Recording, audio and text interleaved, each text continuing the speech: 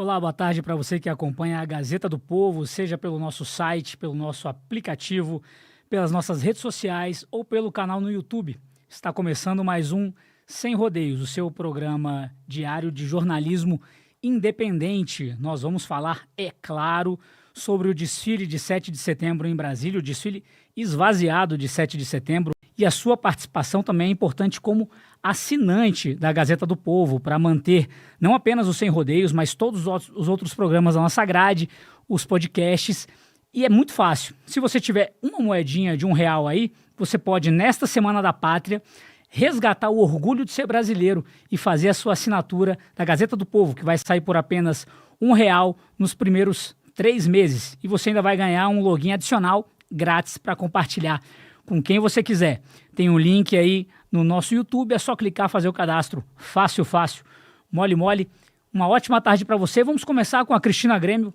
Cris, 7 de setembro, vazio, as moscas. O que falar desse desfile da esquerda que teve até senhora Janja de vermelho? Boa tarde, Cris.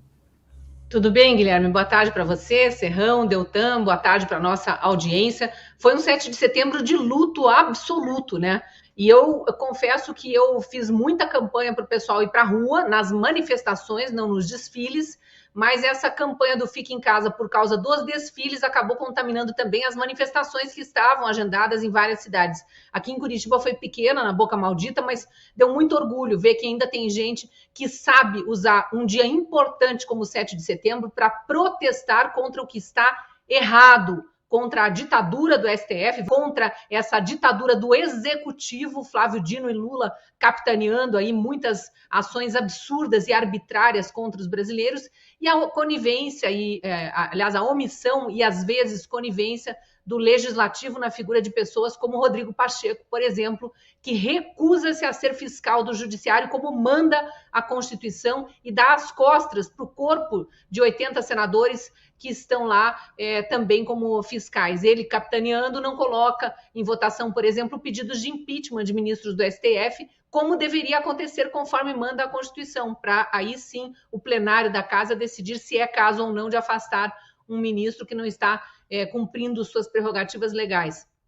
Voltando ao 7 de setembro, a campanha do Fique em Casa, vamos responder com silêncio o nosso desprezo pelas Forças Armadas, o nosso desprezo por esse desgoverno absolutista, tirano, ilegal que está aí, foi bem sucedida, a ponto de a gente ter visto, acho que o Lucas vai colocar algumas imagens para rodar de Brasília aí, a gente ter visto em Brasília, no horário do desfile, no horário agendado para o desfile, as arquibancadas absolutamente vazias. E olha que teve distribuição de, a gente vai mostrar também imagens ao longo do programa, distribuição de cachorro-quente para aprimorar um pouco aquela era do pão com mortadela, teve, enfim, muita pressão sobre servidores públicos para que também comparecessem, mas deu ruim para o governo, deu muito ruim. Eu sinto pelos militares de baixa patente, soldados, cabos, aqueles que são o grosso das tropas que estão ali desfilando, porque eu sei que eles não concordam com isso que se convencionou chamar de generais melancia, né? Os generais que se venderam para o sistema e às custas de promoção, de dinheiro e de outras promessas mais, acabaram decidindo bater continência para um bandido descondenado que volta à cena do crime, para usar a frase dita por Alckmin na campanha de 2018, quando ele era adversário de Lula, né? Porque agora sentou no colo do PT e está lá junto, cúmplice do que está sendo feito contra os brasileiros. Então, olha aí, Brasília, as ruas já quase na hora do desfile, e esse cidadão fez a imagem, chega inclusive muito próximo ali ao palanque, já onde estão as autoridades, que é o único local onde ainda tem algum público. Isso é Brasília, a cidade onde no ano passado a esplanada dos ministérios, que é gigantesca, estava absolutamente tomada. Foi aquele 7 de setembro dos girassóis, né, que ficou conhecido, tamanha quantidade de gente vestida de amarelo, com a camisa da seleção brasileira ou outras camisetas, bandeira nas costas, enfim, prestigiando não só o bicentenário da independência do Brasil, que foi no ano passado, mas também protestando contra, naquela época, o que já era evidente, a ditadura da toga, assim chamada, os arbítrios e os abusos do judiciário. E olha que ainda não havia ocorrido o 8 de janeiro, ninguém sonhava que um dia o Brasil ia passar pelo triste recorde, nas palavras do próprio chefe, né, da Polícia Federal do Brasil, diretor-geral do Departamento de Polícia Federal, recorde de prisões em massa no Brasil, 2.000, aliás, recorde no mundo. Ele fez questão de debochar do brasileiro e mandar para o Guinness esse registro que ele mandou prender 2.000 pessoas e tinha apenas 8 dias que ele estava no serviço. Então, um absurdo o que está acontecendo com o Brasil, mas o recado foi dado. A pergunta que eu deixo no ar e que eu tenho feito já antes até de acontecer é quais serão os resultados desse silêncio, porque as Forças Armadas já sabiam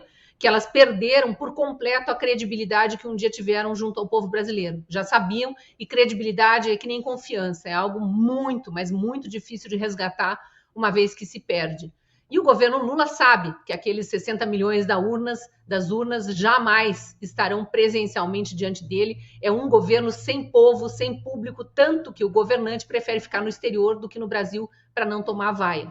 Então, de primeira participação, acho que é isso que vale a pena destacar. A gente tem outras cidades também para mostrar. Vou deixar aí para o Serrão e para o Deltan também comentarem a percepção deles sobre o vazio dos desfiles de 7 de setembro. É isso aí, Cris. Esse constrangimento que você falou, a gente pôde ver numa imagem também do Lula com o Múcio e os militares, né, Serrão? Uma foto constrangedora, bem como o desfile também, né, Serrão? Boa tarde.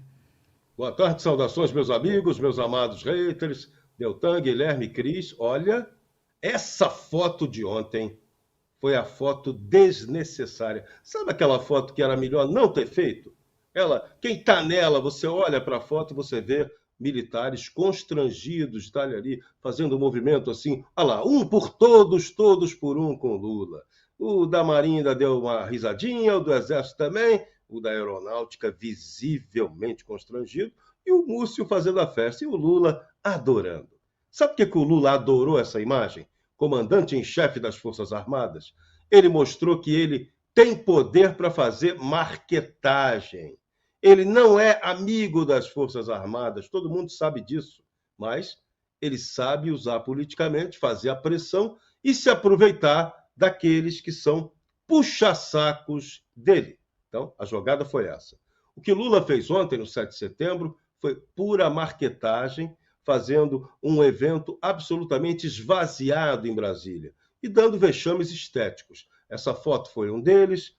A primeira-dama de vermelho comunista numa festa verde e amarela. Que ridículo, Janja. Todo mundo sabe que você é comunista, socialista, o ista que você quiser ser, mas ontem era o dia de estar com uma cor que combinasse com a pátria. O vermelho não combina com a pátria brasileira. Então, você exagerou na dose, errou na sua avaliação imagética. Isso é nota menos 13 para a sua roupinha ontem.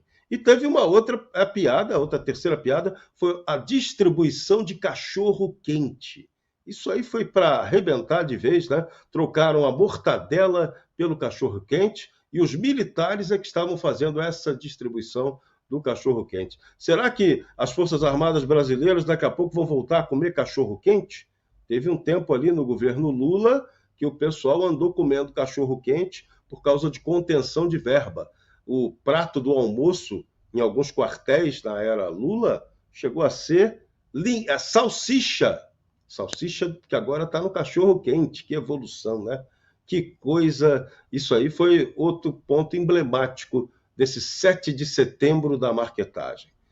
Presidente Lula, se você quisesse fazer propaganda séria, mostrar seriedade no Dia da Pátria, teria sido muito mais útil que se você estivesse aí em Brasília para esse evento esvaziado, que você tivesse viajado para o Rio Grande do Sul.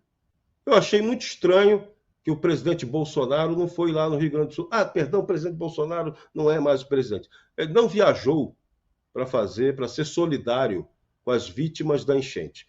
Essas viagens, eu acho até, na maioria dos casos, meio demagógicas. O que o presidente tem a fazer? Mas, no mínimo, o chefe de Estado tem que mostrar solidariedade e apoio no local. Eu tenho certeza que quando voltar da Índia, Lula vai dar uma baixadinha bem sob controle lá no Rio Grande do Sul para compensar essa falha imperdoável de comunicação, até de gestão política que ele cometeu, não indo lá ao Rio Grande do Sul. Será que ele ficou com medo de tomar vaia em função do ciclone extratropical? Né? ficou com medo de acontecer com ele o inverso, uma ventania de manifestações impopulares contra o seu governo lá no Sul, onde ele não foi expressivamente votado? Vai saber, né? Ninguém sabe disso. Mas Lula está lá, hoje está na Índia, vai assumir a inútil presidência do G20. O G20 não tem impacto de nada, Lula. Aquilo não tem influência geopolítica alguma, não traz nenhuma política pública que acrescente nada aos países que fazem parte daquilo ali. Aquilo é só demagogia. G7, sim, esse manda no pedaço. Mas G20 é brincanagem. Então, de novo, vamos ter o nosso presidente da República fazendo sua marquetagem inútil internacional. A nota que eu dou, você já sabe, nota -13. É isso aí, Serrão. Talvez na Índia tenha mais gente para abraçar o Lula do que no desfile ontem, né? Agora, vai ter, lá na Índia tem os macacos. Ontem eu fiquei sabendo, tá uma grande briga lá na Índia para tirar os macacos, porque os macacos nas ruas podem atrapalhar a festa. Já pensou se um macaco tacar uma banana lá no Lula, vaiar o Lula? Ô, macaco! Já pensou? Vão dizer que o macaco é bolsonarista. Cuidado, macaco.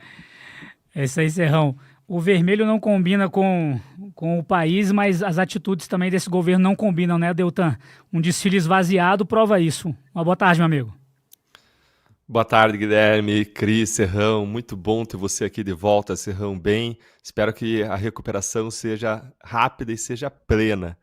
Bom, quando a gente olha o dia de ontem foi um dia de tristeza para mim. Eu fiz um desabafo ontem à noite lá no Instagram. E quando eu olho para o que aconteceu ontem, para a ausência da população nas ruas, o que explica isso? Se metade da população votou no Lula, metade votou no Bolsonaro, por que não estava tão cheia a rua quanto estava quando era o presidente Bolsonaro? O que explica essa ausência, esse esvaziamento? Bom, a esquerda ela é menos patriota do que a direita. E eu vou repetir. A esquerda é menos patriota do que a direita. Isso é não só senso comum, mas isso é demonstrado por estudos muito embasados, como o estudo do psicólogo comportamental, social, Jonathan Haidt. Ele escreveu um livro sobre a mente moralista. Foi assim traduzida o título, mas é Moralist Mind. Ele explica quais são os valores morais do ser humano e como esses valores variam quando você compara a direita com a esquerda.